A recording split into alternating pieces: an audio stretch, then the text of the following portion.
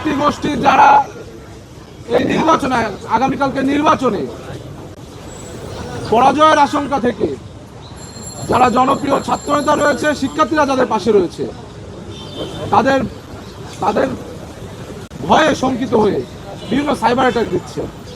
Cyber attack তারা দিতেই পারে, ভালো কথা। আমি আপনাদের মাধ্যমে ঢাকা বিশ্ববিদ্যালয়ের শিক্ষার্থীদের আহ্বান জানাবো, যারা সাইবার অ্যাটাক দিচ্ছে তাদের বিরুদ্ধে আপনারা আগামীকালকে ব্যালট অ্যাটাক দিবেন। সাইবার অ্যাটাকের বিরুদ্ধে আমাদের শিক্ষার্থীরা আগামীকালকে ব্যালট অ্যাটাক দেবে বলে আমাদের বিশ্বাস। একই সাথে আমি শিক্ষার্থীদের দৃষ্টি আকর্ষণ করে বলতে চাই, আজকে শিক্ষার্থীদের প্রতিনিধি হিসেবে আমিত ভাই আমার বা মায়েদের আইডি ডিসেবল করা হয়েছে। আগামীকালকে ওই প্রতিক্রিয়াশীল গোষ্ঠী, এই যারা সাইবার অ্যাটাকের সাথে জড়িত, তারা যদি কোনোভাবে বাই ফল্ট ইলেক্টেড হয়, তাহলে এই ঢাকা বিশ্ববিদ্যালয়ের 40,000 শিক্ষার্থীর আইডি কিন্তু তারা ডিসেবল করে দেবে।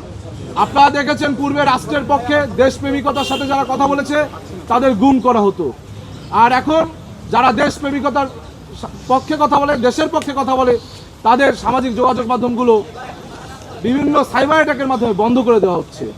এই দুটোই কিন্তু সম অপরাধে অপরাধী।